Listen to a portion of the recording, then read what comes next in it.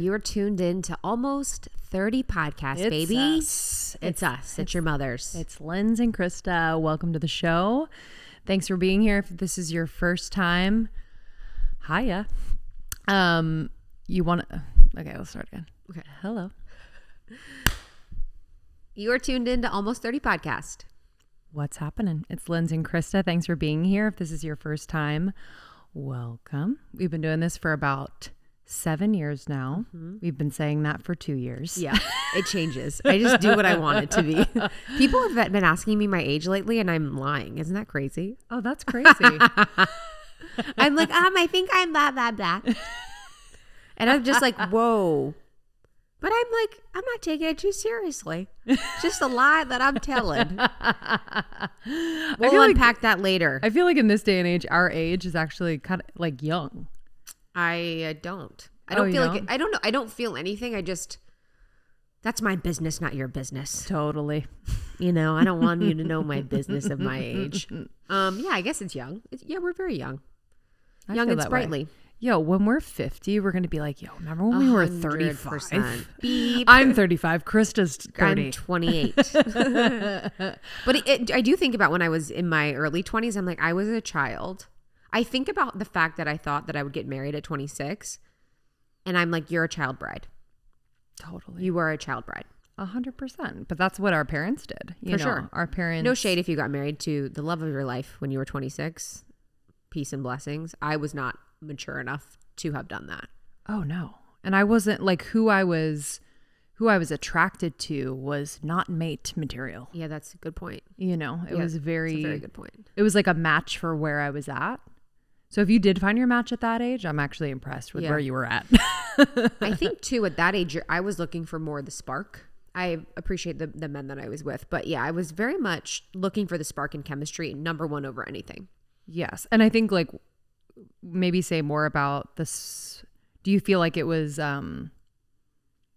codependent spark of like, yeah, that's a good one. What's the word? Trauma bonding spark. It could, I've been thinking about that, and we talked a little bit about this yesterday, but I've been thinking about the trauma bonding spark.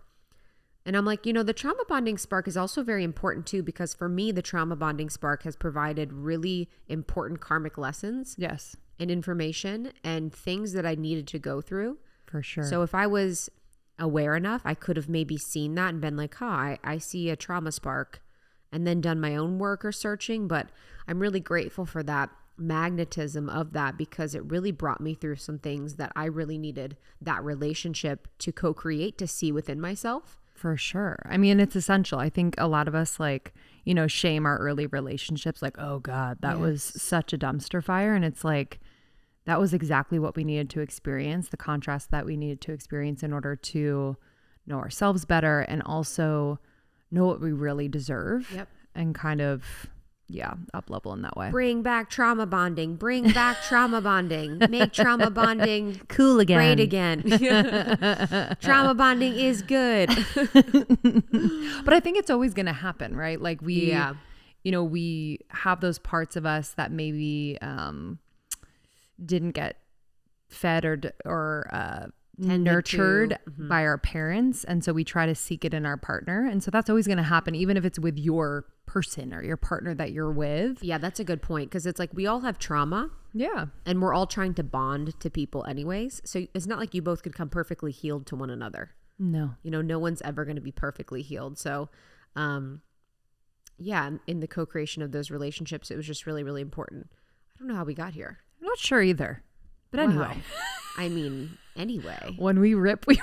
When we rip, we rip. Literally. Shall we keep it lighter? I know, honestly. We'll go deep. We've been in Austin this week, which has been so much fun. And we were at dinner last night, and I was just being unhinged.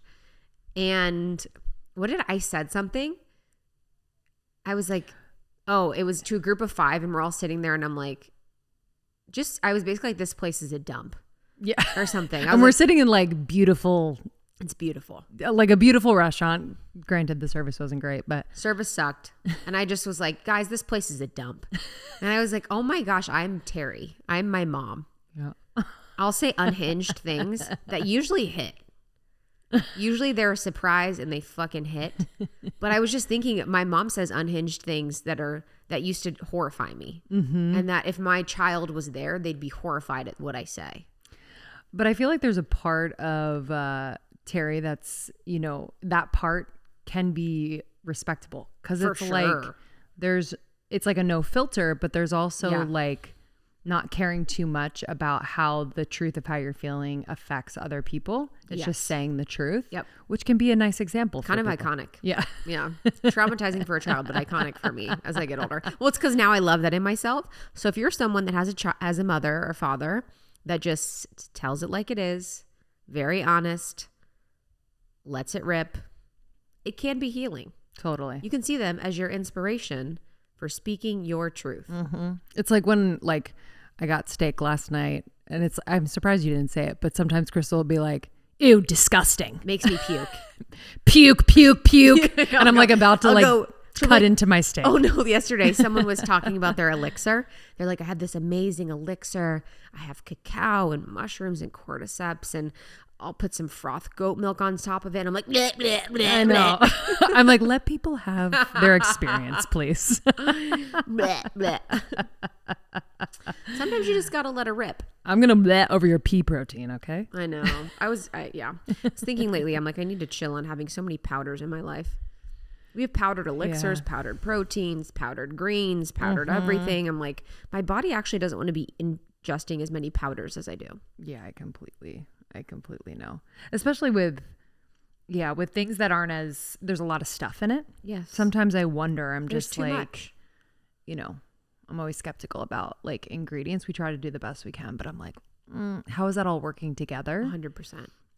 And when is it too much? Yeah. Too much of one thing, we just have so many things going on. Guys, today's conversation is a great one. Why is she the best? With our dear friend, Danielle LaPorte, homie for life. I was with her in person in Los Angeles. She was here a few weeks ago, and it was just the best. I got to be in Topanga with her. I got to sit with her and Ashley Stahl and Sahara and one of her dear friends, and it was just so nice. And that's why I just fall in love with Los Angeles when I allow myself to, because of the concoctions and the cornucopia of people and situations that you get put in. I just love LA because I can go to Topanga and just sit with these women that kind of are in totally different worlds and realms and spaces a bit, haven't ever been together, and we can co-create this beautiful experience that we can never probably create again, because we'll probably never be in the same situation again as a group of women. And so nice to be in Topanga. She's the best hugger of all time, even better in person. And just such a funny, cool rebel, sacred rebel. So, and then Danielle we got to go to dinner together, and I'll not say the place's name. So we're at this dinner and we're enjoying it. And a cat walks in, and this is a cat that I've seen before. So if you know me, I know my cats around my neighborhood. I know their faces, I know them. So I was at this restaurant, and I had seen this cat before, and I had thought this cat was pregnant. And I was like, oh, there's a pregnant cat. We need to help this cat. But it looked really healthy. It looked good. I'm like, this is someone's pregnant cat. So this cat walks into the restaurant that I had seen months ago, and it just ends up sitting at one of the tables like a human, just like sitting at a table. And I'm like obsessed. I'm like, oh my God, let me go talk to this cat, hang out with this cat. And so they take the cat outside. They're like, oh, you can't be inside, whatever, which seemed fine. And then I was talking to the server, and I said, oh my gosh, that cat is pregnant. And they're like, actually, it's not. It's just really well fed. We actually recruited that cat to work here because we had a mouse problem. I was just about to say, I said, I know why that cat is there. You know the restaurant. Yes, I know exactly. Lindsay and I were at this restaurant years ago, and there was rats and mice in the trees. I think we saw a few like run across a little stone wall, and I was like, oh, okay. Disgusting. It was disgusting. And then we told the staff, and they were like, I was like, hey, there's rats in the back. And she's like, actually, they're mice. I was like, what is that thick ass tail then? Honestly, I was like, I'm going to ask him, because he was a huge mouse. Wow. And so the cat that I thought was pregnant was just very well fed by this restaurant and had gotten the mice and rats completely under control. So it was a stray cat. They took to the vet, Like, and now is working at the restaurant. That is so cool. My favorite story of all time. That is what they do in Europe. Oh, I didn't know that. In Europe, like in Turkey and a lot of European places, like Italy, they'll have cats and they're okay with the cats being around because they're supportive of the rat and mice problem. So that's what's actually, even in New York, they have a huge rat infestation problem. And I was thinking about it. If this was a global city, Morocco, they do this as well. They'd probably allow the cat population to be stray cats because they'd actually keep the rat and mouse population in control. But in New York, instead, they do pesticides. They do all the toxic chemicals. I'd be worried about the cats, though. Roaming the streets and getting hit and stuff. That would worry me. In the subway and stuff. I wouldn't mind it. Wouldn't mind them being around, but I was like, oh, it is a little funky in the density of New York City, but I just know that they do that in European countries where they're okay with the cats because they're part of the ecosystem there. But that story made me so happy. And then we got to spend some time. And so this was really nice to like be in each other's energy, especially in support of a conversation like this. So Danielle's been on the podcast before. She wrote the book, The Desire Map. She just recently released her book, How to Be Loving. She's been in the space for a while and she's definitely like an OG figurehead. When we were at our first hang, she said something that was very prolific to me that I was really appreciative of because my friends have talked about this a bit, where she said, you know, what are you guys up to? She was talking to me and Sahara, because you guys are the next class of spiritual leaders and teachers. And there is almost like in our space, you know, you have the OGs, like the Gabby Bernsteins, the Danielle LaPortes. You have those people that have really been in Deepak Chopra's, just like leading the way and pioneers of our community. And then you have kind of the younger class that's like coming up, that's starting to write books, that's starting to put themselves out there. And so I was just really honored to be a part of that. But in our conversation today with her, we talked about the concept of karma. We talked a little bit about the book, How to Be Loving, and sort of the concepts within it. We talked about loving yourself enough to be consistent. And I think there's such a balance between, you know, self-acceptance and striving. And how can we come to a better understanding of when we are in need of more self-acceptance and love, and when we are just kind of going outside of ourselves to look for validation or,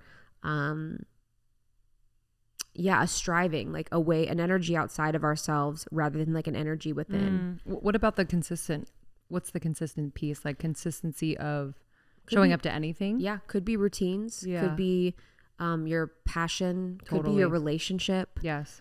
You know, could be your life. Could be for your mental health. I think when we think of consistency, we think of discipline, and we kind of think of something that's like more stuffing and provides a little bit more structure in a way that sometimes doesn't feel good.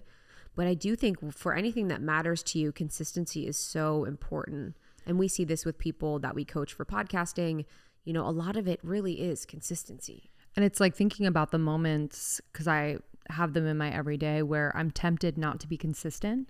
And I'm like, what is actually the root of that? And that is the thought that I'm not worth it, or this is a dumb idea, or why would I even be pouring energy into this because other things are doing well. It's like, it's having enough presence to kind of pause and like understand what's driving the, you know, stopping of 100%. The consistency. Yeah. I think mine, if I think about it with like food and nutrition, it's like, you know, the part of me is like, well, I just had a long day. Sure. I want to just eat this thing. I'm tired. You know, I want to just do this thing. You kind of just I've been good all week. Let's just whatever. Yeah. And it's really just loving yourself enough to be like, oh, I love that part of me so much that desires the break, that desires the ease, that desires slowing down. There's actually another way to fulfill that desire that I have outside of the food quick hit fix. And so it could just be, and it's also, I think, when we're loving ourselves enough to be consistent, it's making friends with the future self. It's being with that future version of us, because the future version of us is the one that really is going to embody all the benefits of the consistency that you do now. Yeah. So how can we really make peace with the past self that's really creating the situation where we're not wanting to be consistent out of trauma, fear, patterning, subconscious programming, and then bring in the future self and be like, oh no, I see and love that future self enough that I'm going to prioritize her well-being just as much. Yes. Yeah. I often just ask myself, like, how do I want to feel? Yes. You know, how do I want to feel even just an hour from now? Am I going to feel really good that I actually, you know, tackled the emails in my inbox, the ones that I've been putting off. Like, how am I going to feel if I, bring up to my partner what I've been kind of having on my heart? Like, usually the answer is amazing, and it's going to feed the next thing that I do. You're so good at that. Yeah, this is just a great conversation that you're going to love. So if you are a fan of Danielle LaPorte, maybe you're from her camper community, welcome to Almost 30. We do spirituality, health, and wellness every single week. We have over 600 episodes. We really like to bring a very curious and open-hearted and open-minded lens to our conversations. We have so much more on our feed of podcasts, so make sure you subscribe to Almost 30 wherever you get your podcasts, and you can find more on our website. So almost30.com, you can listen to more episodes there even. You can find our blog, our podcast partners, our courses and programs, our amazing membership of like-hearted people that is so, so incredible. Yeah. You can follow us on Instagram at Almost 30 Podcast. And then I'm at Lindsay Simsick. I'm at It's Krista. And enjoy this one. If you really, really loved this conversation, share it with a friend, share it with a family member. This could be a great conversation starter. And thank you, Danielle. We love you. We love you, baby. Whether it is to start my day or to end my day, I am taking AG1. This has been the easiest thing I have incorporated into my health routine in many, many years. This is one scoop into a glass of water, and it has 75 vitamins, minerals, and whole food sourced ingredients. And I have just noticed over the years such vitality. So when it comes to my energy, my digestion, I've noticed my skin looks better and brighter and just more alive. I am so thankful for AG1. This is something I recommend to people who are like, I don't know what supplements to take. I'm not sure if I'm getting the right stuff. I'm like, let this fill in the gaps in your nutrition and do it well. And it will. It's such an incredible product. It's really raising the standard for quality in the supplement category. They're obsessed with quality, which is something I really, really appreciate. And what I love too is that this is delivered every month to my door. So it's really easy to make it a habit. I find that if I don't have like a monthly delivery of the thing that I'm taking every day, all of a sudden I'll run out and then I'll get off my good standing taking a supplement like AG1. So to get it delivered to my door every single month is just so, so key. I also take the single serving AG1 travel packs everywhere. They're amazing to take on vacation, on work trips. This way you can really feel good, feel in your body, feel alive and energized, even when you're away from home. So if you want to take ownership of your health, try AG1 and get a free 1-year supply of vitamin D and 5 free AG1 travel packs with your first purchase. Go to drinkag1.com/almost30. That's drinkag1.com/almost30. Check it out.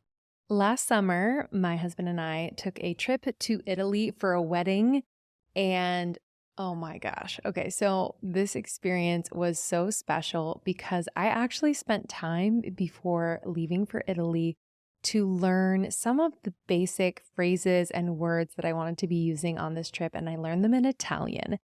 And I used Babbel. And I'm like, I need to tell everyone about this incredible way to learn a new language. I was someone who just kind of, skated my way through language courses in high school and never really connected with it. But y'all, Babbel really works. Instead of paying hundreds of dollars for a private tutor or fooling yourself with a language app that's like just a game or something, Babbel's quick 10-minute lessons are designed by over 150 language experts to help you start speaking a new language in as little as 2 weeks. So I started this about a month before the trip, and I was feeling so good and confident when we left for the trip, and our experience was amazing. So Babbel is designed by real people for real conversations. All of Babbel's tips and tools for learning a new language are approachable and accessible. It's like rooted in real life situations. So I would be able to go to dinner and feel really confident asking for water or for a menu or what have you. and it's delivered with conversation-based teaching. So I just love it so much. I know y'all are going on some European vacations this summer. I see you on Instagram. So please get a subscription to Babbel. What's also very cool, Babbel's speech recognition technology helps you to improve your pronunciation and accent, okay? So you won't be embarrassing yourself going to another country and speaking their language. You can really learn the proper way to pronounce their words and phrases. I'm excited for you. What language are you going to start learning? They have languages like Spanish, German, Portuguese, Russian, French, Italian, Polish, Dutch, Turkish, Norwegian, Indonesian, Danish, and Swedish. So you have your pick. Here's a special limited time deal for our listeners to get you started right now. Get 55% off your Babbel subscription, but for only our listeners at babbel.com/almost30. That's BABBEL.com/almost30. Get up to 55% off at babbel.com/almost30. Rules and restrictions may apply.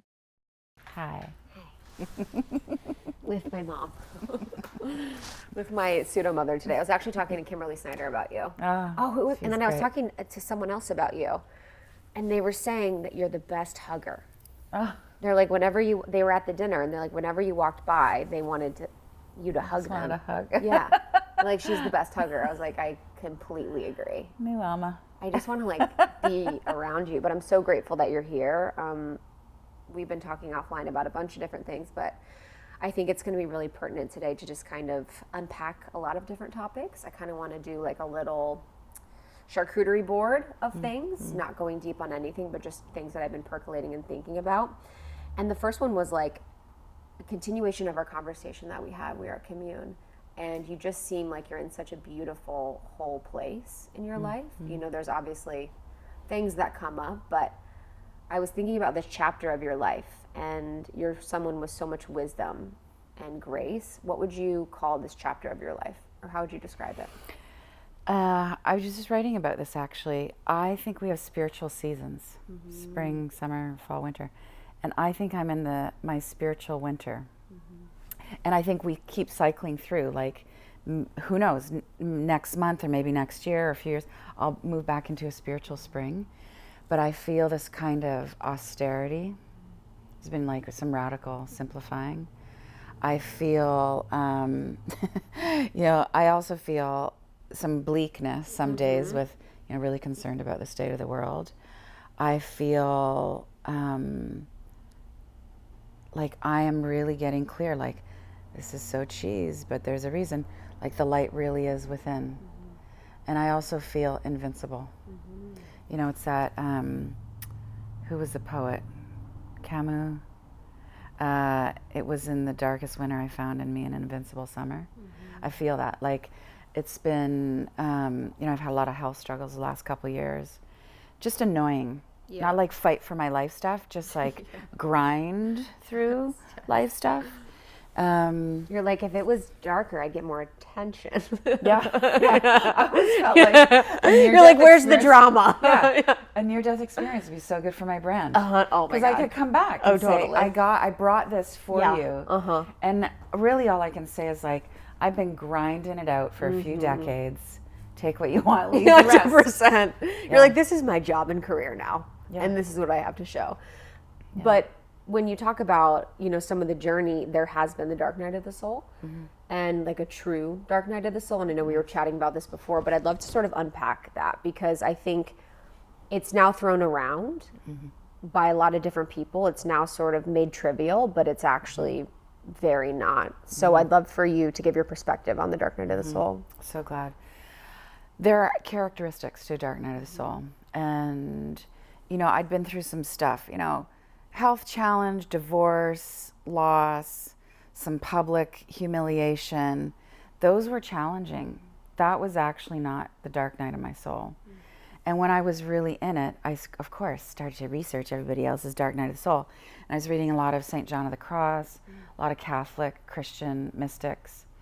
And one of the key characteristics is a real disintegration of your ego and identity. Like, you don't know who you're going to be on the other side. You feel like you've been a big fake your whole entire life. This wasn't my experience, but a lot of people really question God. Like, is there really a creator? What is the infinite? Is there a divine, And for me, it was, and this I think is the nature of hell. You think, how long am I going to be in this? Is it going to last any longer? How do I get out? And that is 50% of hell. There's the flames, but then there's the terror when you're in there. And I definitely felt that. And just to bring everybody up to speed, I mean, for me it was like, I think when we incarnate, everything gets kind of pencil sketched out. But there's a few pins on the map that you gotta hit. And the rest is really up to free will. I don't believe too much in destiny, but maybe just like a few little. And so, of course, my soul is going to like dispense this opportunity, like burn some karma, expand, lose all the masks. I mean, this is really the definition of radiance. When the masks get burned and the real light is showing. And for most people, the mask burning is a bankruptcy, a breakup, a diagnosis, public shaming, something like that, a lot of loss. And so I had a series of events. It turned into like anxiety. I had no relationship to anxiety. I'd witnessed someone having a panic attack, someone who was working with me. I was like, what was that? And then, talking to my shrink who allowed me to have her on speed dial. No joke. I mean, that's love. Being able to text. And she said, Danielle, you're having panic attacks. I was like, I am not even an anxious person. She said, you've been managing low-grade anxiety your whole life by being an overachiever. And, of course, it all made sense and I put it together. Suicidal ideation, waking up in the morning thinking, like my friends who are really heart intelligent be like, do you have a plan to kill yourself? Be like, no, I have a kid, but I got a long-term plan. Like I can deal with this tremulous hell. Anxiety is hell. Yeah. And people don't get it. It's like a sinus infection. People who've never had it are just like, what? You look fine. You're like, no, this, you gotta know. And I was like, for my child, I can do this for 5 years. And then I'm gonna get him on his way and I'm gonna have to drive off a bridge. But I'm good for now. I got 5 years of this. And of course I healed myself. But it is a dismantling. True dark night. And I wouldn't say it's the best thing that ever happened to me. I'm totally grateful for it. But kind of. Yeah. Yeah. Yeah, the suicidal ideation was something I've had my whole life, and I didn't know it was my mom, that was like her pattern a lot. It was suicide was talked a lot about it in the house. It was sort of used and manipulated. And this year I really had my reckoning with it when I went into the darkness. I did the 4 days in the dark. And I just really got to know that part of me, that part of me that feels like it's so hard, that wants a way out and believes that's the way out and believes that like this will be the way. And it's like that little trip up of like, this feels hard. And it was for me, and this is different for other people, when I was denying myself feeling an emotion and when I was denying myself depression or anger or anxiety, whatever I was denying was really like, okay, if I'm not going to feel, then I want to end because this feels too hard. So when I went into the darkness and I could really go into the deepest grief, the deepest pain, like that feeling where it's coming and you're scared because you don't know if it's going to go away. You feel like it's going to be there forever. And that it might take you out. Yep. Like I will go crazy. Yep. Yeah. I will go insane. Yeah. This is it. And to finally get over that hump and finally make peace with that was so powerful because that was just like something that had been within me. And I didn't know that so many people had that thought. But I think when you're a soul that comes here and you are someone that is on a mission and you are someone that feels deeply, it can be like the fantasy to go away. Oh, Plus, we romanticize what's on the other side. Like, you know, I'm really from another dimension, or I don't, you know, once I'm disembodied, it's going to be so much easier. This is my last lifetime. Yes. And I noticed when I started saying that, I'm like, it's not your last lifetime if you're saying that. Exactly, exactly. And I love Yogananda's teachings about this, just like, work it out this lifetime. I mean, this could be your last lifetime if you're just like, I'm going to get it done. But I started to hear stories about people's near-death experiences that weren't all love and light. And they were going into the hell realms and were really shook when they came back. I wonder if you watched the same one that I did. No. Okay. Yeah, this was, a friend had an NDE. Okay. She just hearing her talk about her near-death experience, I just felt, I would just say, tell me again. Oh, it was just, but I thought, you take your shit with you wherever you go. Yeah. And yes, I think if you know, your body vehicle is in a lot of agony, of course there's going to be relief. But I'm going to take all my ideation to the next dimension. I'm still going to have a lot of, let's not future trip. There might be a lot of work to do. And so I want to get it done now. I don't feel so much like I used to be, you know, listening to Mazzy Star, henning my hands, saying, this is like totally my last lifetime. I'm not coming back. Dude. And I realize I am not living. 100%. Yeah. Because you're waiting for that.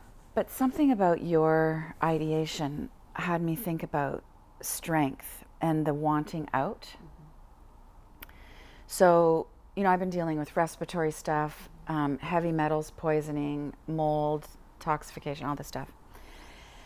And my lesson over the last couple months has been, I've seen how, you know, I'm strong.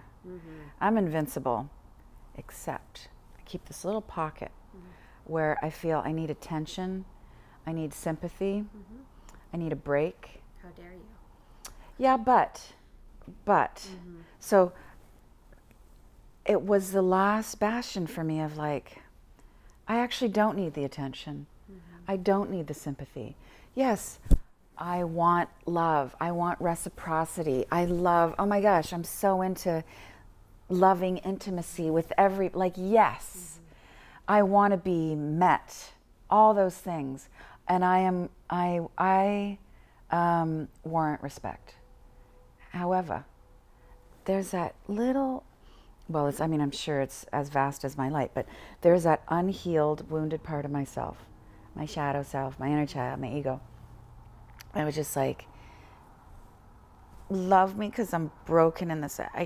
I shouldn't be working so hard. Someone needs to. I need a better assistant. I don't even have an assistant, but I need a better one. No one's gonna help me. And I fled this winter to get to sun. What you run from will chase you. And I realized as I was sobbing on the beach in Tulum because things weren't working out, wasn't getting the healing that I needed, I was just like, I deserve better than this attitude. And then it was really, that was the resurrection. It was like, I don't need sympathy. I am going to be able to breathe so beautifully. I can live and travel wherever I want. That's what changed my respiratory system. And all the things, like you do the things. I think you have the revelation simultaneously with you find this great naturopath and you finally get the right supplement.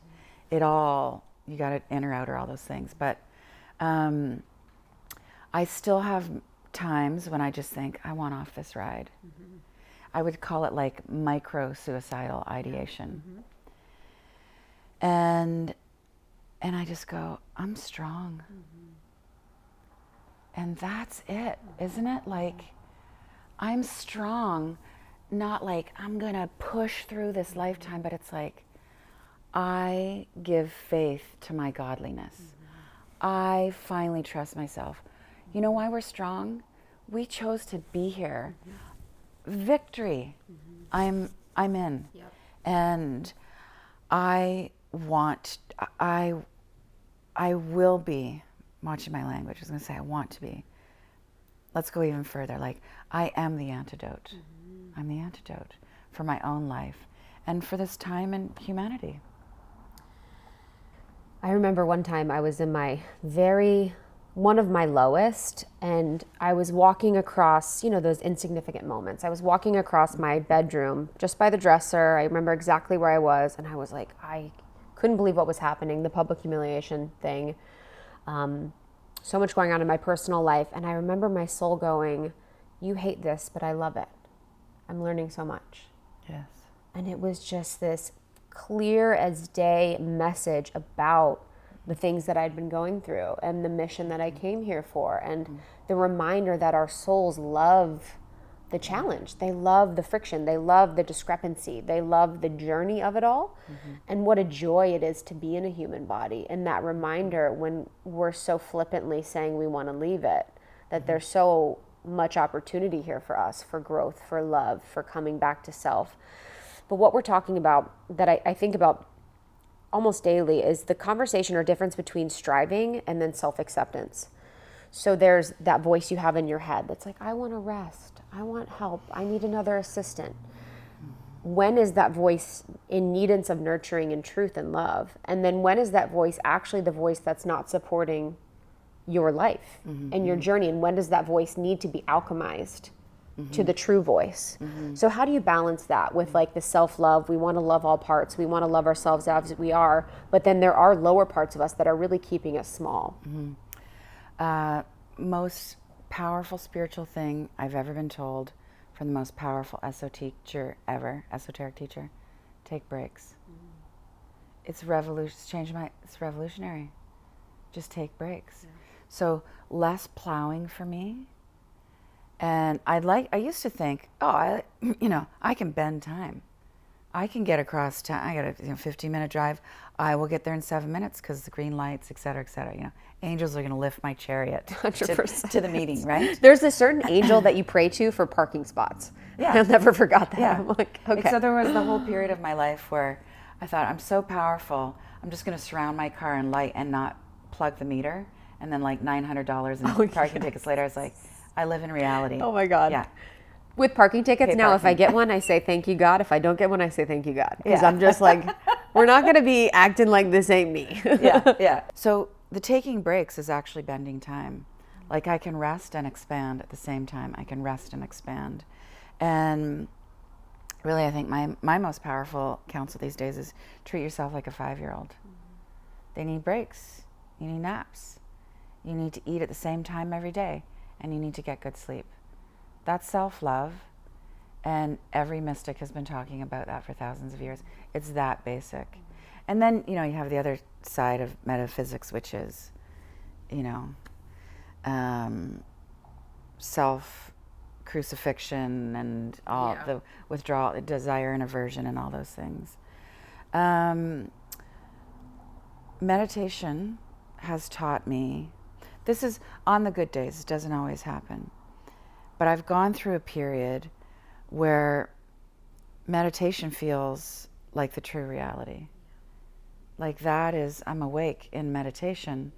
And when I open my eyes, I'm just like, wow, this is theater. Yeah, away from the dream. Yeah. And that helps me strive less. And there's lots of healing in that. And now I feel that I'm at a point where, well, there's one more layer. I've been questioning if it's a trip of the ego that we have to save the world. Like, what if that is some shadow fabrication, right? Because if God is in everything, this is all unfolding. P.S. Most of what's happening now has been prophesized.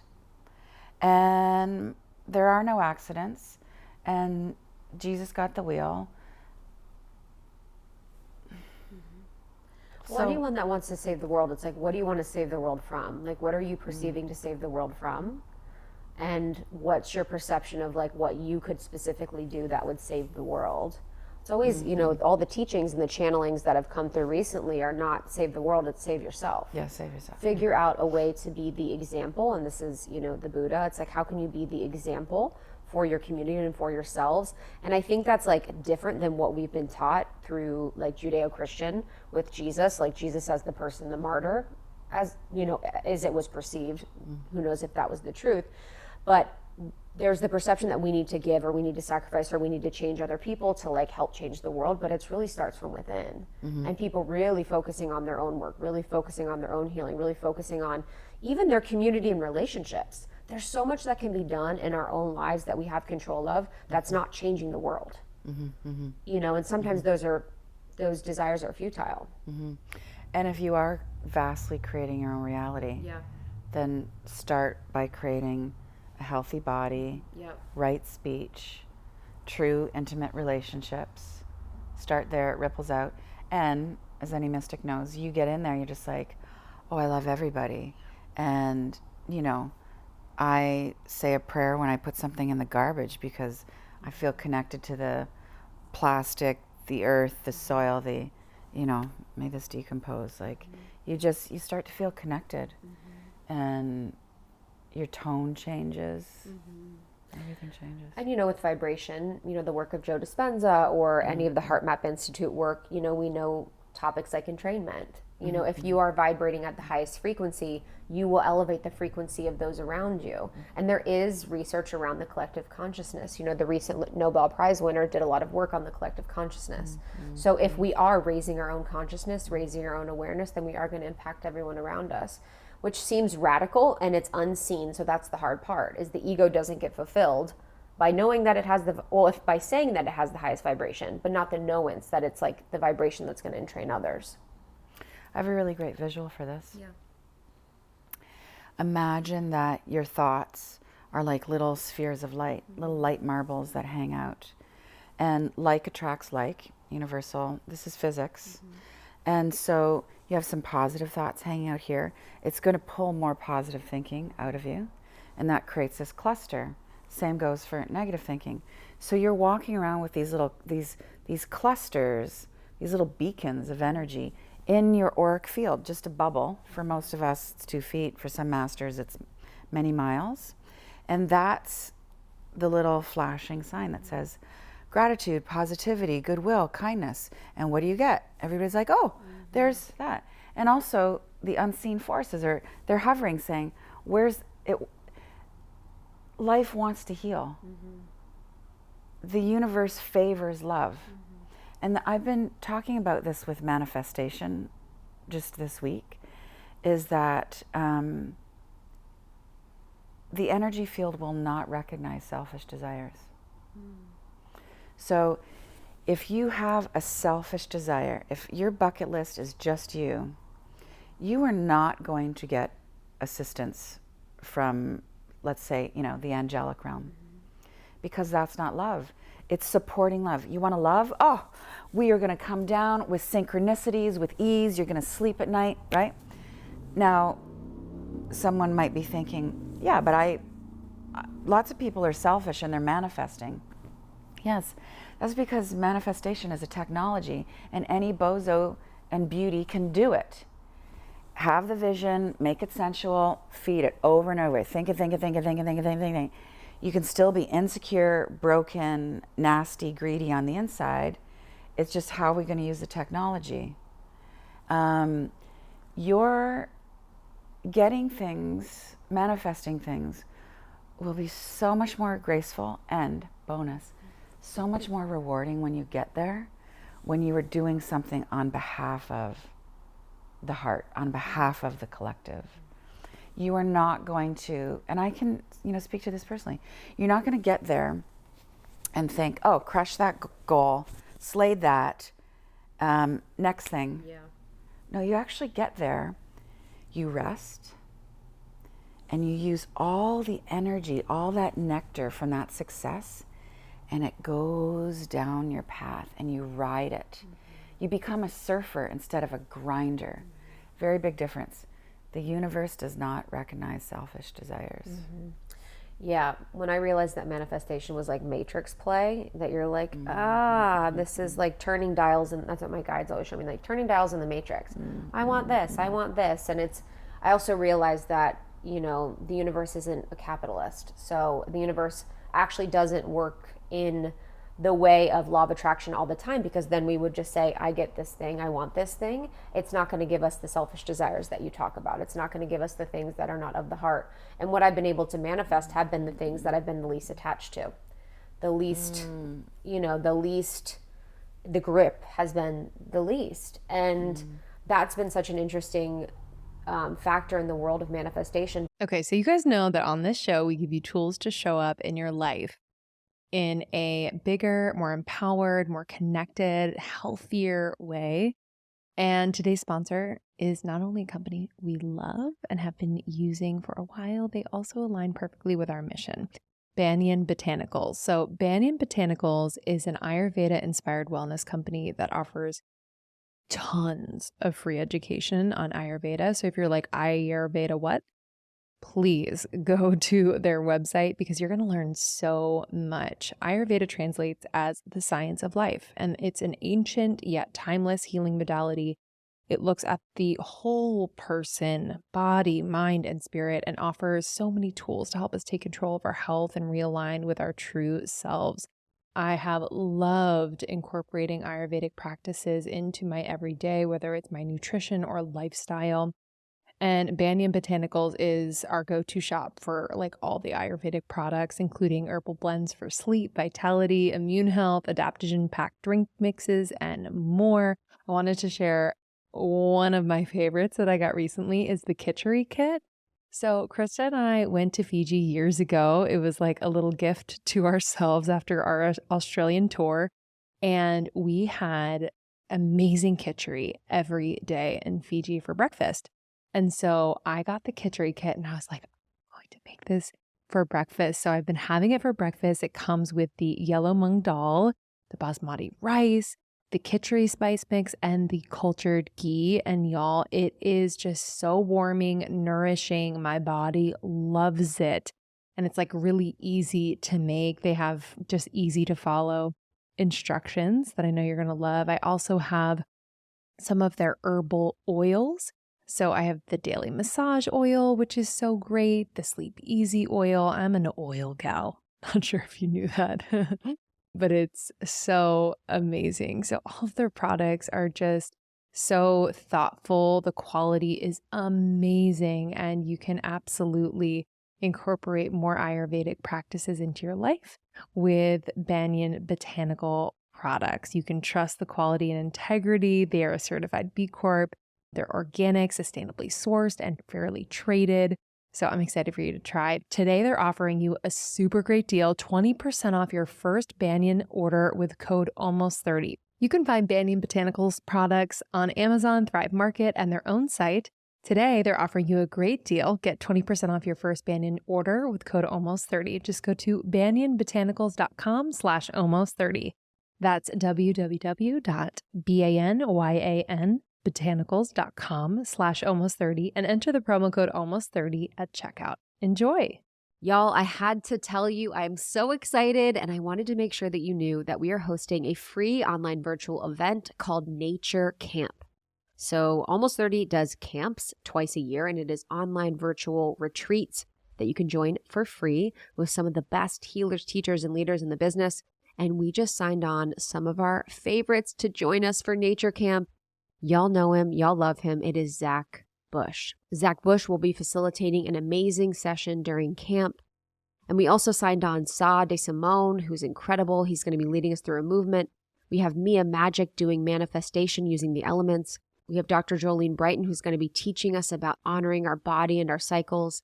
We have the Astro Twins talking about the cosmos and astrology and how we can leverage the power of this time to reconnect to our intuition. And we also have the amazing Kimberly Snyder, who is a natural, incredible being on her own, teaching us how to regain energy and clarity by using nature. I'm really excited about Nature Camp. It's so much fun. It's 10 a.m. to 2 p.m. on July 22nd.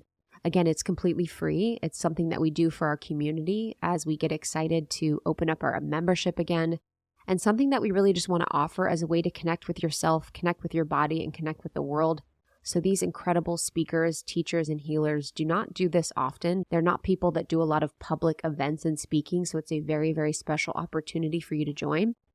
And this is happening again on July 22nd from 10 a.m. to 2 p.m. Pacific. It is free, so you can watch from anywhere in the world. And you can register now at almost30.com/camp. Almost30.com/camp for free to join Lindsay and I, Zach Bush, Mia Magic, Astro Twins, Dr. Jolene Brighton, Sade Simone, and Kimberly Snyder for an incredible, incredible day. I think this leads us to the conversation around desire and aversion. And you wrote the desire map, and I'll never forget where I was when I first got it too. I was in my apartment in Venice, my 1-bedroom doinky apartment. We used to feed a squirrel outside the window named Chris almonds every day. It was just this piece of shit place. And I had the desire map in my hand, and I just remember reading it and being like, this shit is so radical.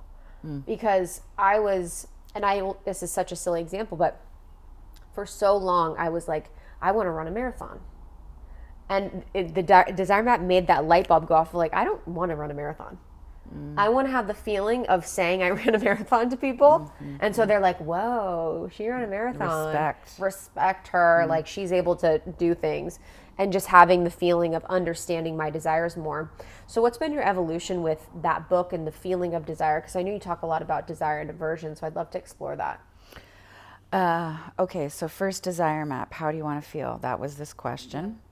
That evolved into what do you want to embody? Because I was in that rough place that we were talking. I was in the dark night of the soul. When you wrote that? No. Okay, that's what I said. So the jump cut to 5-7 years later.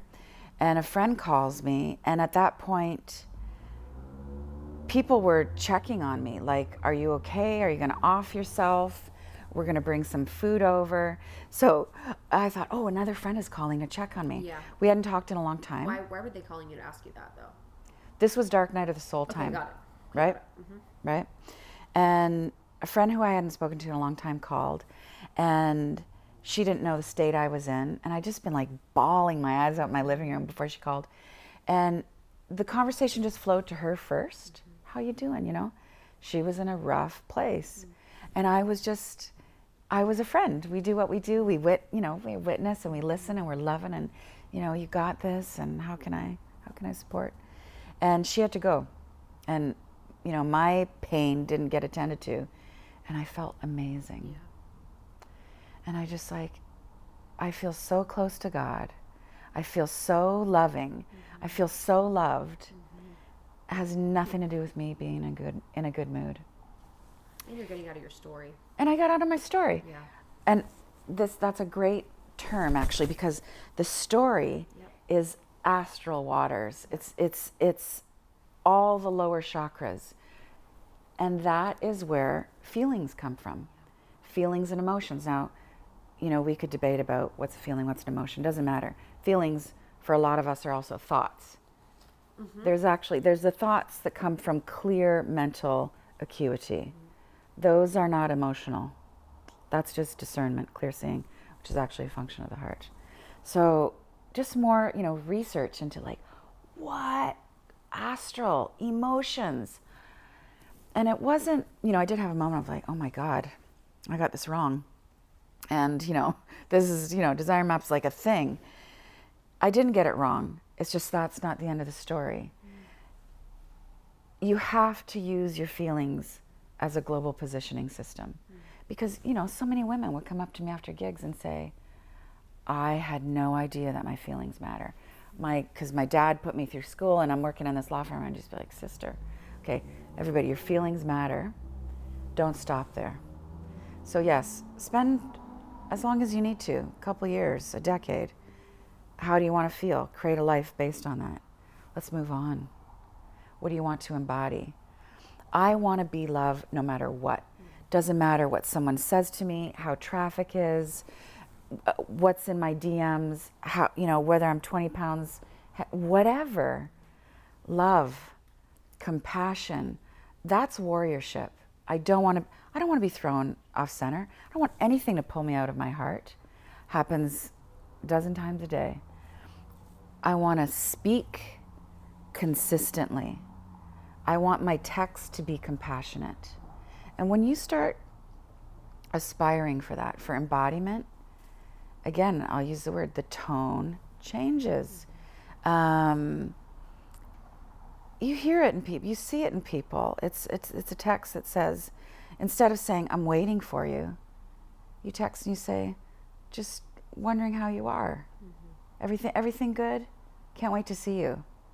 It's just, you're kind with even though they're late and you're waiting, you're kind. And it's also truth, because and just in that, it's like, it's truth that you're waiting, but it's also truth, like, that your heart has the desire of, like, curiosity of what they're doing. Like, okay, I'm, here waiting for you. Like, the truth actually isn't the reaction. It's like, hey, I desire to see you and I desire for you to come, and you're not. And that's what's like hurting me or bothering me. My question, and this is something I struggle with quite a bit, like being love.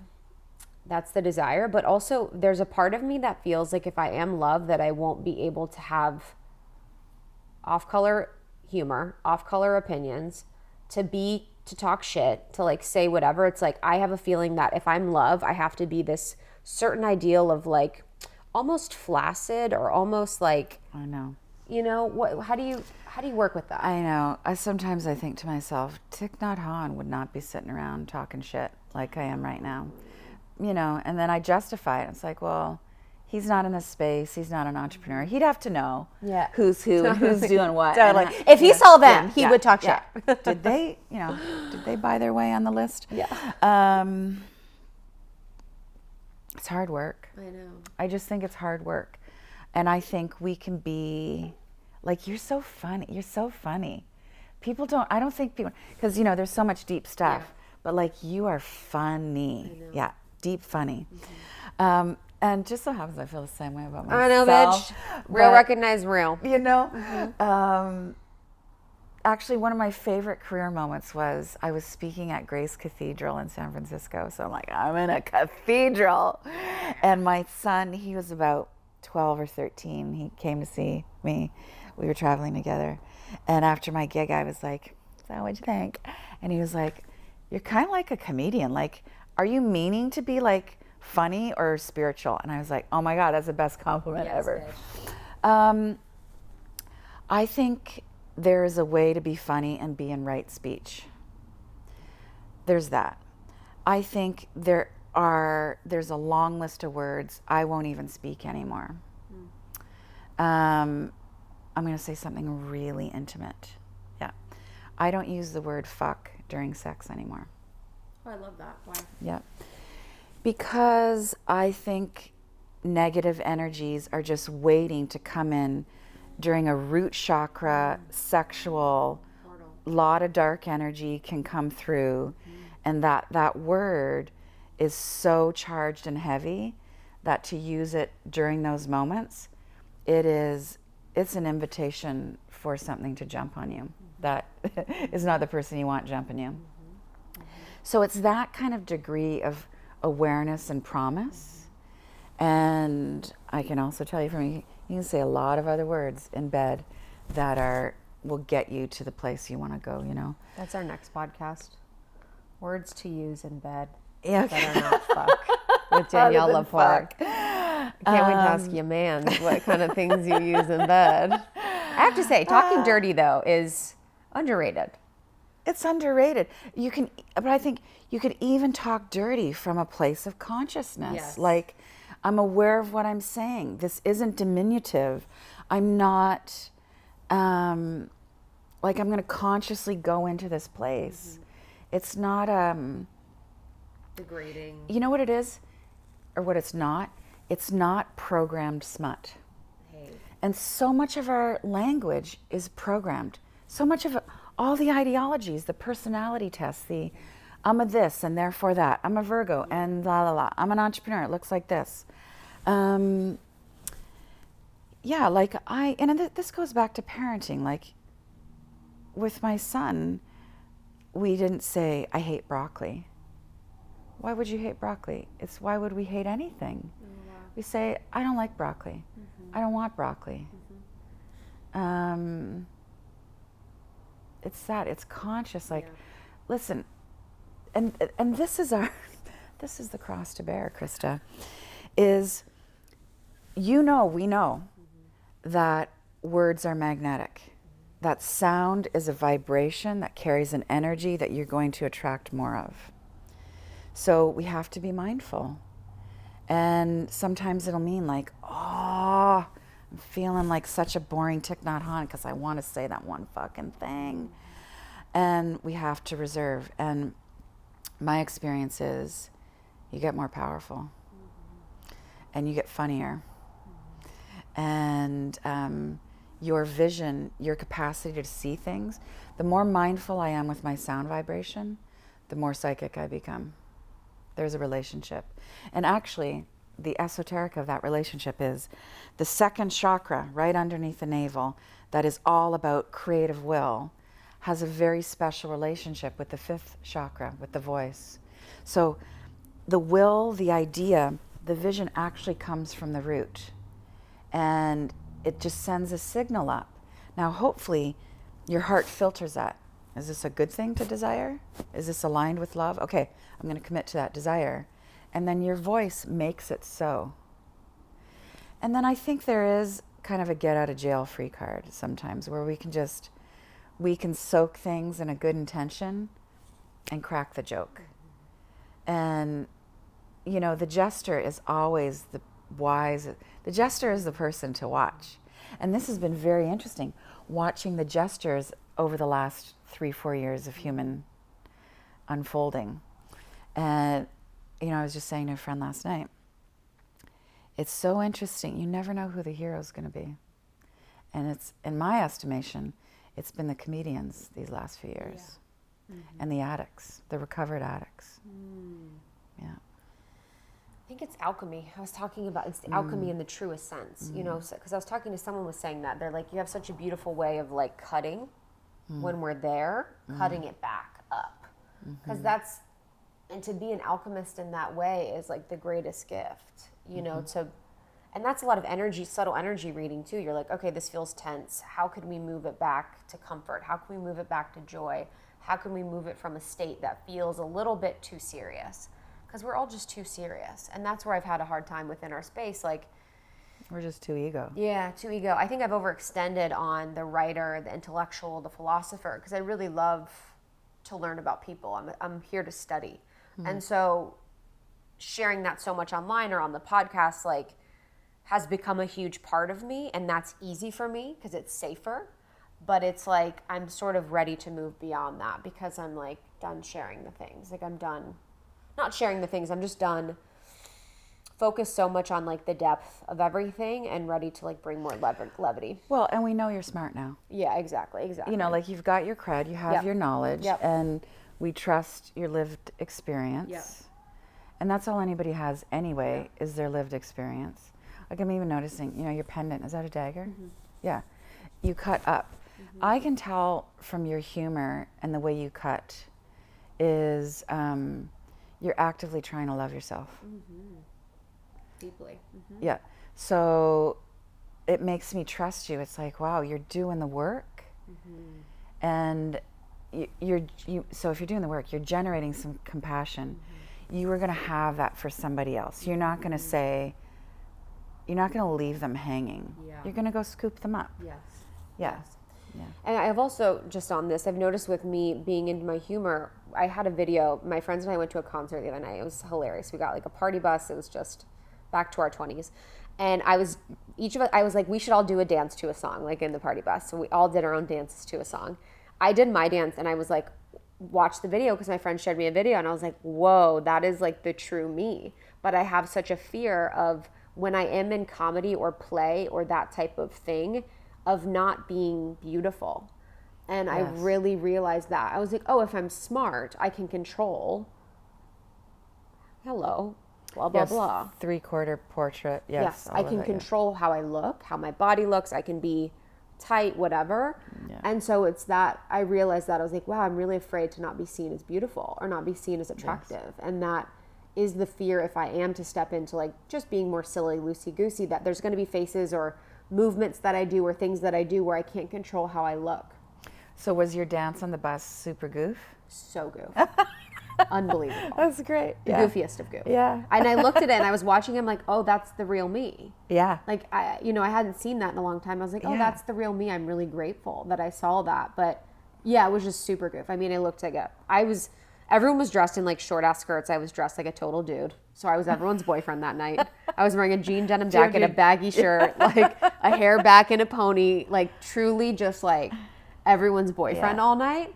But that's like just me being able to slip into that. I think we have these thresholds. Like, so my corollary for that would have been, so can we just call that a mask? The intellectual equals beauty mask. Yes. Mine was the brazen fucking throw down on stage mask, which was really got me into this whole thing I have with authority. I think we talked about that our last convo. And that became part of my brand. And then dark nights and experience and just, you know, really a commitment to love and doing the work to be aligned, you know, just like I meditate every day because love, I want to be one with the trees. I want to clean it up. I love, you know, I'm here to embody Christ consciousness. And if that's your intention, you will get more gentle and you will be less performative. So like, you know, I swear less. I am less tough on stage. I'm okay if I'm quiet. But I still, that's my theme. Like, you know, I've been in LA now. It's going on almost 2 weeks. And there was like we'll say a colleague. And I just noticed myself with this colleague last week where I felt like I just have to be like, hi, how's it going? And love. And this person is I'm going to use this word with intention, like kind of a dick. Yeah. And they're, if they're a dick, I'm over. I'm like, Exactly. It's extra. Yeah. You're extra. Oh, yeah.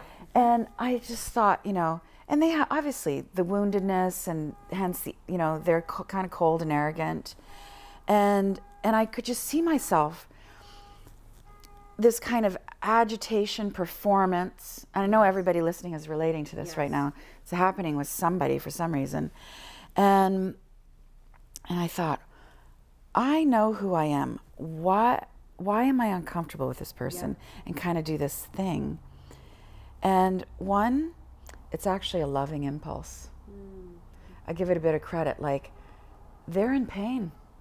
They're disconnected. I want to love them into softening up. Like, don't you, I turn into a puppy. Don't you want to be warm? Don't you want to be interested and curious in people? And but then the shadow side is, I don't need to do that because that's the place in me. I don't need to be seen. I don't need to be heard. I don't need the sympathy. You don't have to think I'm awesome. And I'm actually in that moment projecting. Because inside, I want to just relax. Yes. And not talk that much. Yeah. I want to kind of do what they're doing, minus the kind of, you know, arrogant side. I just want to relax and I don't have to talk about anything deep at dinner. Yep. Just like, how's it going? Yeah, I'm just going to chill. Yeah, I'm number one at that. Well, it's interesting now. I've kind of turned where I'm like, if you're like that, I'm like, oh, fuck you. Like, but I'm usually, Lindsay will watch it. I mean, Lindsay's seen it all. Because we meet people every single day that we're interviewing that we have to be intimate with. I have to gain their trust. And I'm not like going in like, I'm going to gain their trust and then share their deepest secrets. But there's a reason why we've been successful, and it is because our ability to create intimacy with people, because that's just who I am. We had someone come for an interview the other day, and it was a man, and he buzzed on the door, and we like opened the door, and we're like, it's open. He's like, no, it's not. And we're like, okay. Comes to the door up here, and we had food delivered because we were here all day. Like, our team needed food, so we had food. He's like, there's a bunch of food out here when he comes in. And my higher self was like, oh, wow, that's what he does when he's nervous, is he criticizes. So this man was nervous, and he was criticizing because he was nervous. Good catch. Good catch. So because the part of me that's like, oh, fucking, because that higher self was like, you're going to be talking to this person, you need to find some bit of heart in them. But the one part of me wanted to be like, you're such a dick. You're so annoying. But there's things that people do that I think we overlook as women or as sensitive beings when we're overextending and doing that, where there is maybe a little bit of nerves, maybe a bit of social anxiety, because our thing is to over-index to kindness and softness and making them feel good. We forget about the people that are deeply insecure and deeply nervous and deeply you know, maybe it's not confidence, but maybe it's actually insecurity that's making him be that way.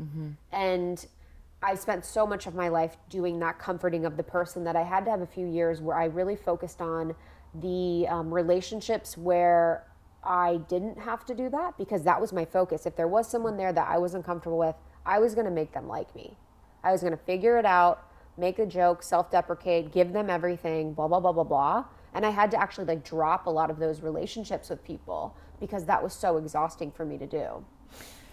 But now, can you do, it's the same behavior, make the joke, Yes. warm it up from a different place? Yes.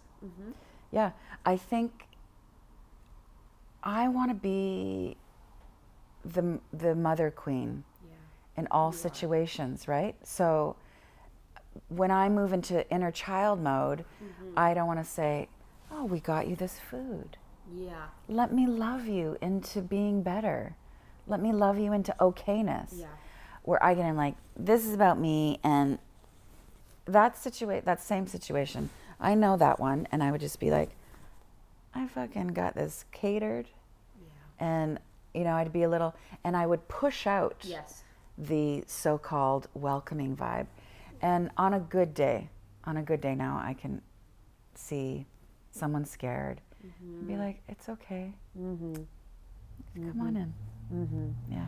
And now just move away from that person. It's like, why? It's like either action of me caring so much, trying to overextend, you know, or just like completely ignoring it. It doesn't need to be either. It's just like, they're not a match for where I'm at, and that's okay. And finding the people that feels like a natural match without focusing so much on like, this isn't a fit or this is a fit. Yes. And I think when you get older, you really are able to be like, oh, we're actually just not a fit, and it's okay. Like in friendship or relationships. In your friendships, what has that journey been like across the years? Like, what are things you look for in friends? How do you see your friends as a part of your life now? Well, I think this idea that you are the 5 people you hang out with is total bullshit. You would. And it's so damaging. Yeah. Because it makes relationships so transactional. I mean, your strength, your beauty is, look at how diverse your friends are. Have some poor friends, have some rich friends. Have some friends that are falling apart, have some friends that totally have their shit together. Like, come on. And, you know, all the ranges of diversity and inclusiveness. I feel that, I mean, I definitely get that there are seasons. And I don't feel anxious about the seasons anymore. Like, oh my God, we haven't talked in a year. I need you to know how much I love you. So because I love you so much, and also because you got to remember I'm a loving person, you know, like that's all the things. And now I'm just like, oh, it's okay. There are some lines, some chapters in my life that are distinct where just like, no, it just stopped playing that role. And like, so we're not in touch as much anymore. I am very effusive with my friends. I am, I've doubled down, you know, this kind of gets into leadership for me, friendship and, you know, working with a team. It's like, I've doubled down this year on transparency. And even, again, being here for the last 2 weeks, you know, I haven't been in LA for 3 years. And now everybody's allowed to freely travel. And so I am welcome in all countries now. And I'm engaging from a different level now. I'm just like, you know, how are you? It's been so long. And it's just like, wow, I've had some health stuff kicking my ass. And I'm so in love with my man. And I'm better than ever. It's just fuller. Things are fuller now. There's a different kind of honesty. And I'm so much less judgmental. You know, like, look, every relationship, you know, like we were talking about at dinner the other night, how we love our girlfriends, and in some ways it's easier, but, you know, my point was like, well, we're not sleeping with our girlfriends at the moment, you know, whichever way we're swinging. And it's like, we don't have to get groceries with them. We're not managing, we're not negotiating life with most of our girlfriends. It's very different than a romantic partnership. Yeah, especially male-female. I feel like my hair has never been longer and thicker. I am so happy with it. And I just wanted to shout out Nutrafol. I love, love, love Nutrafol. Nutrafol is targeting the 6 key root causes of hair health. That's hormones, stress, lifestyle, metabolism, nutrition, and aging. And doing so with a physician-formulated natural ingredient supplement. So it's pretty outstanding that all of their ingredients are natural and you get results. So 90% of women see overall improvement in their hair after 6 months, and 84% of women saw less shedding after 6 months. I was experiencing a lot of hair shedding, and that has drastically reduced since taking the Nutrafol Women. So this is the hair growth nutraceutical, and I love it so freaking much. I don't know if you know this, but 30 million women are impacted by weakened or thinning hair. And if you are one of those people, you're totally not alone, and there's a solution you can trust that will deliver results. Nutrafol is the #1 dermatologist recommended hair growth supplement, clinically shown to improve your hair growth, thickness, and visible scalp coverage. It's pretty remarkable. Nutrafol has 3 unique formulas to support women throughout all stages of life, including postpartum and menopause. And each formula is physician formulated, again, using natural drug-free medical grade ingredients in consistently effective dosages so you get the most reliable results. So if I am speaking to you, you're like, yes, this is what I need. My hair has been thinning or my hair has been shedding. This is something you absolutely need. You might be someone who just had a baby and want to retain that beautiful hair postpartum. Whether it's breastfeeding or just simply recovering from your birth can be so hard on the body. So this is a really simple addition to your daily routine, just 4 pills a day, and you'll begin to experience thicker, stronger, faster growing hair in 3 to 6 months. So you can grow the thicker, healthier hair and support Almost 30 by going to Nutrafol.com and entering the promo code ALMOST to save $10 off your first month's subscription. This offer is only available to U.S. customers for a limited time, plus free shipping on every order. Get $10 off at Nutrafol.com, spelled Nutrafol, Nutrafol.com. Promo code is ALMOST.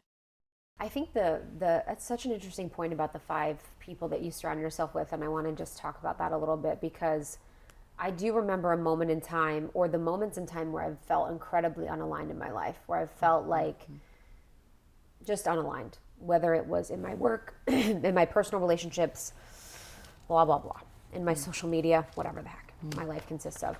And I remember feeling insecure because I was like, my friends are not going to want to hang out with me because I'm not thriving, because I'm not aligned, because I'm not successful, because I'm not all of these things. And the feeling of shame and guilt that I had during those moments of, and the aloneness, you know, how alone I felt, where there's certain friends that I have that I did feel like because I was not thriving, that they wouldn't want to be around me because it might affect them. It might reflect on them. It might be something. Well, they're not getting what they want from the transaction. Yeah. Because that's all transactional, bullshit. Yeah. Yes. Or it's just, I've perceived, and I'm curious, this isn't a fully formed thought, but there are some women that I've known and been friends with that it's almost like when I come in my truth, and if my truth is not the joy and the happiness and the exuberance, and it's like a depth or like a depression or a lowness, that they have a fear of taking it on almost, or they have a fear of like it rubbing off. Yes, or being stuck there with me, or having to go there, or they're already at capacity. Like you can feel it energetically if someone's fluid enough to sort of meet you there and then come out, you know, like to meet you there and then be able to leave and not keep themselves there. But I've noticed that there's some relationships that I have with women where they almost put walls up if I'm feeling, because I don't know if they don't have the capacity or they're afraid of something. Don't have the capacity. Yeah. This is why you do want to hang out with people who have done their work. Yeah. They don't need to be your full 5, but that is the vibe you're looking for. It's like, I love being with people who have suffered. Oh my God. Oh, yeah. suicidal ideation. Let's go for dinner. Addicts. Yes. Dope. Love it. Like people who've made it to the other side. I love. Canceled. Dope. Yeah. I like you more. Because they can dive with you. Yes. And so like my experience in my dark passage was some friends could not keep up the pace. Yeah. I would just like, I am bleeding. They did not have a tourniquet because they hadn't had that experience. They hadn't done the therapy, the whatever it is. And they showed up in the way that they could. And one big piece of the pie of that whole dark night of the soul lesson for me was like, people going to meet you at the depth that they've gone to. Yeah. Forgive them for not have gone to the depth yet. And you're going to come out, you'll be resurrected and more shiny and wise, and they'll still be there. And you could be like, you weren't there for me. But it's like, well, then you're not out of your passage yet if you can't love everybody in your midst. I'm just like, you did what you could. Let's go. And that was something, I mean, in my separation, you know, my divorce, separation, whatever the heck, it's like, I would be insane if I'm going to the same people expecting them to hold me and they've never been able to hold me. Yeah. Who's the problem? Is it me that would continue to go to the same women that I know don't have the capacity as me? I love what in Women Who Run with the Wolves, she says, you know, you'll get your heart broken if you expect people to have the same heart as you. So if you're going to people expecting them to have the depth or that emotion or that empathy or that capacity, and honestly, for a lot of my life, the way that I wanted to be held was people matching my vibration. So if I was, so that was a thing too that I had to really get over and realize. I was best in service matching vibration for people, and I was best served when people, so if I was crying, you're crying, you know, we're crying together, we're like, so I had to also get over that feeling of like, what does it feel like to be held with the oak tree, with someone that's holding the power and holding their energy and holding the pose, but also still being able to be there for me. And in the process of the divorce separation, it was so interesting to watch the relationship sort of shift and sift and have the people that were the ones that could hold me and be there for me really just show themselves, and have the people that weren't. There was a few that weren't, I was so clear in my truth and my decision that I didn't even care if they were or not. It would be just like a test, like hang out, see if they can hold, see if they can't hold, it's all good. Because I'm so clear within that I don't even really need someone to like hold or validate or be there for me. But I just have my very few people that are like the ones that can really, really go, like a Lindsay or, you know, the people that I have as my like family. I think for those of us, I mean, somebody listening right now has got to be having an epiphany of like, wow, my friend needed me and I wasn't there. Oh, yeah. You're the one that can't hold.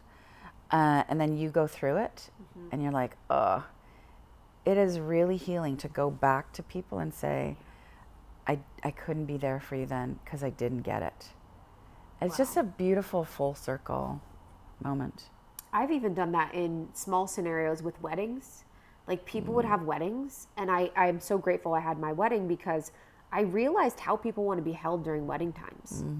Like there's a very specific portal you're going through with your body, your family, finances, your relationship, everything. And I just was so flippant about previous weddings.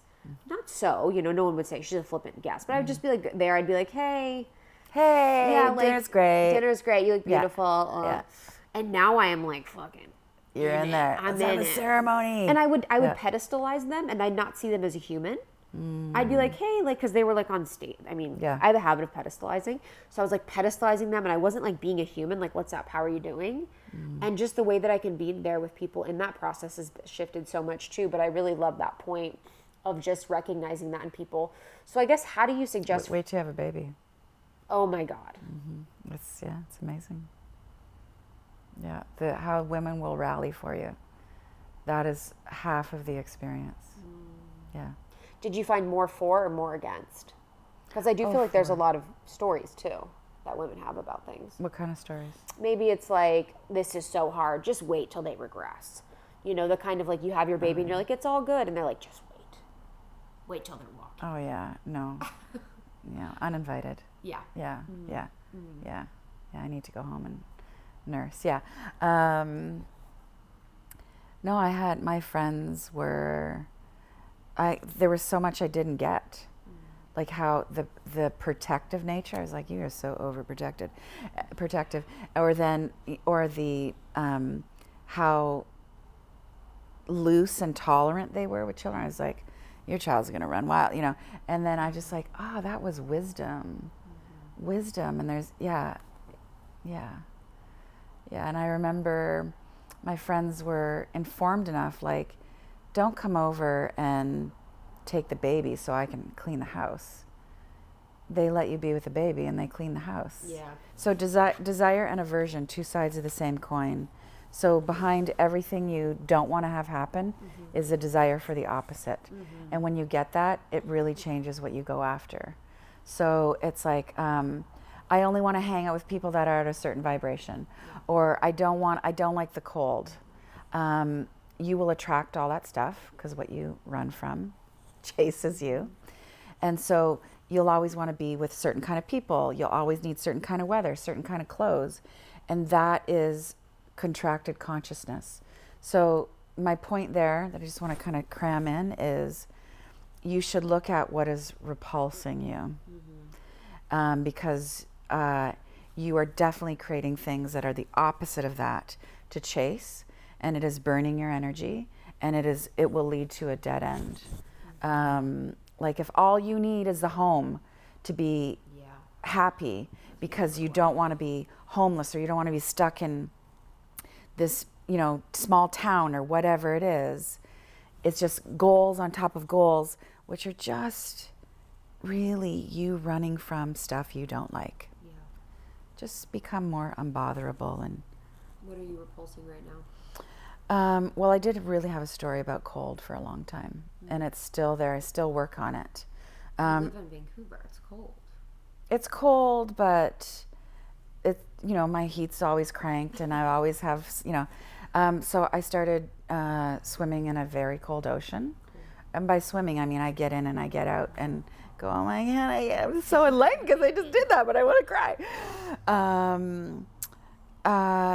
Certain kinds of people, like, arrogance, which is a big projection. Arrogance is my shadow. Like I used to say, oh, she's all about her. Like, oh, I'm all about me right now. Sometimes it's around, like, I gotta eat. I'm gonna have a blood sugar issue. Maybe that's an aversion. And I could just use my mind. There's no food right now. I'm gonna accept what is. I'm gonna be okay without this meal. I worked on a long time on not being averse to mold. And I thought, fuck, Danielle, is this like magical thinking? What is it? And what it was, this is very subtle, but mold is my enemy. It's attacking my respiratory system. And then it holds me back from being a whole, full, vibrant person. And it even leads to weight gain, and it's interrupting my sleep and all these things. And then I can't serve humanity, and oh my God, I need to serve humanity. Well, mold comes from the same source. Mold is God. Mold is God. Mold is God. And that helped me. Like, it was so ironic. Like, I could be like, that smelly guy on the street corner, that loud person in yoga class, I could get to love with them. You'd be like, we all come from the same source. All these tyrannical leaders. But my last bastion was the fucking mold. And I just like, it's serving a purpose. It's beautiful. Thank you, mold, for all you have taught me. And solutions started to appear. Yeah. That's my new thing. Like, I'll see someone will cut me off in traffic, or I'll have someone be an asshole for me somewhere, and I'm like, God made that. Yeah. I always think, I'm like, God made that. That was specific order by God. Specific order. Specific order It's to such a create powerful that. term. Yes. Specific order created and designed by God for this moment and for this time. I think one of the aversions that you have that, or what I perceive that we've had together, because when we've talked about it, is just like feeling like people sometimes in the space there's like an inauthenticity, and like there's a ego, and there's a reaching, and there's a performance element, and there's a self-serving element, And for me, that's been super present, and it actually breaks my heart. Yes. So all those things you just described, I have been that person. I've done that to different degrees. And I'd like to think I'm as, a lot of that behavior is dissolved. Yeah. Like, this is what you see is what you get.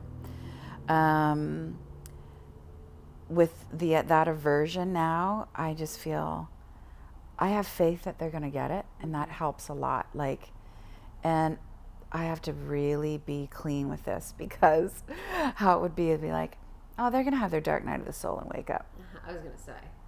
And I don't want to wish that on anybody. No. Mercy is, I hope you don't have a dark night of the soul in order to get to happiness and fullness and being more genuine. So I'm just like, you're there. I've done that. You're learning. I'm going to go read this author. And also discernment. Let's not get too saccharine and new age about this. People who are falsifying their records of spirituality are a great indicator about how asleep humanity is right now. So I will continue to be as truthful as I can about my journey, and we got to wake up. Yeah. And I'll stop there. Yeah. We send them love. We do. I rainbow heart it. I have this really sweet practice. Oh, I love that. It's first you think of a sweet, soft, loving recollection so that you get the mind softened. Love that. A recollection of your life. Yeah, your life. It Cool. could be you and your dog. Cat. It could be swimming. And so mind relaxes a bit. You can get the mind into the heart. And then you think about the painful thing. You think about the person you're averse to, the humiliation, whatever it is. You bring it into your heart, which you will learn. The more you do heart practice, the more you learn. Vast. You really, so much space in there. And then with very translucent light colors, kind of your brand, you just saturate that situation with those color frequencies. Yeah. Because every color is a healing energy. It has a different kind of healing personality. You can do this 100 times a day. And I just, I just say to people now, just rainbow heart it. Yeah. Rainbow heart it. Bring it in, move on. I like that you rainbow heart the situation and not the person, because I think it's like psychically that can get a little funky town. That's a good. You know what I mean? You're like, that's not. I don't want people doing that to me. They're like, you trigger me. I'm rainbow hearting you. You know, like in the psychic world, it's like, this is an energy you've created in the situation. What's that part of you can do instead of like, I'm going to send them love. No. Yes, the sending them It's love unclean. so often is a superiority trip. Big facts. I see that you need the love, and I have it to send to you. And I'm sending judgment. You're sending judgment. Yeah. And same gesture, same practice from the heart. Oh, it's also powerful. I'm sending you love, brother. Like, I'm going to stream it. I'm going to pound out light to you. I hope you get it. I also like consent with that. Like, it's like Well, if we're all one, do they need your consent? Yeah, that's if true. it's pure, do they need your consent? Who doesn't want to be blessed? And I do think consensual healing allows for more healing. Like, even when I go for a facial, when I go to the dentist, when I go for an actual healing, I say, I accept, receive, assimilate, integrate, and give thanks for this healing. Anybody can do that. I'm open to this healing. I celebrate receiving this. Because the mind is going to be resisting. The mind is constantly resisting healing. Yeah. This is how you use your awakeness to get the mind on board. You get all aligned and you get all Dispenza on stuff and you heal yourself, What would you say your greatest accomplishment in your life has been so far? I have a kind son. I bet he's hot. He is hot. Is he hot? I knew it. Yeah, he's I know when someone's got a hot son. he is His dad was really tall. So he's got the height going for him. But he's quiet and he's compelling. Like, his name is Harper. I didn't talk about him 18 years, never mentioned his name on social media. And then finally, since he knows what social media is about, I said, is it okay if I use your name? I also, and this is so ego, I didn't want anybody stealing his name. I want it to be as unique as possible. And it's was a unique name. So 18 years ago, very unique. Yeah. And what's his middle name? LaPorte. Wow, that's dope. Yeah. Yeah, I actually wish I would have made it part of his last name so that he would sign, when he signed his little paintings in school, he would have been Harper LaPorte Johnson. That's dope. Yeah. Harper LaPorte is dope. Yeah. His Instagram handle is Harpertropolis, but he won't accept any followers. So his quietness is his power because he's observing and he has great taste in music. Like he's going to be away for my birthday. You're a Virgo? No, he's going to be Gemini. Tree planting in another country in May when it's my birthday. Okay. And, I gave him a little guilt nudge. I was like, yeah, you just texted me for my birthday last year. And it's like, I want a playlist. That's our love language is music. Yeah. Yeah. The language of angels. I am so excited for you to have babies someday. I know. I cannot wait. I love children You're going to be so into it. Much. Yeah. I love them so much. Yeah. I'm not pressured about it, but I'm not going to be overbearing, but I'm excited to bring through my little beings. Yeah. I love, but I'm so grateful that you came. I'm so glad we got to be together in person. Third time together. Third. Wow. Isn't that crazy? Let's keep going. In Canada, that'd be called a hat trick. So it's a hockey thing. You get 3 goals in a row. Fuck yeah. It's a hat trick. Fuck yeah. Yeah. Hat trick. And just thank you for being someone that's inspired me for so long. You're a trailblazer in this space. You're so authentic. You're so truthful. You're so heart-centered. You're so loving. You're so you. And I know that where it matters, you get the recognition you deserve. In the angelics. I'm huge in the inner world. Yeah, baby. That's what I always say. I'm like, my angels know what's up. Followers, maybe not angels. Yeah. And not to just do this kind of sunshine wank, but I really, I see you, I admire you. I see the path. I mean, this isn't a psychic thing, but it's just you are going to have staying power. Yeah, because you are doing the work. Like a cockroach. And you're funny. You gotta have a sense of humor. I know, dude. Gotta have a sense of humor being in this friggin' joke space. Yeah. Okay. I love you. I love you. Bye, guys. Yeah. Thank you so much, Danielle LaPorte. You can find Danielle at Danielle LaPorte on Instagram, and it's daniellelaporte.com. And the book is How to Be Loving. I love it. Thank you all for listening. For more information about Almost 30, about Krista and I, about what we offer in community, and also our partners. So you heard some ads in this episode. They're only brands that we love, have vetted, and use ourselves. You can find all discount information there as well, almost30.com. Thanks for being here. We love you guys. Bye. Bye.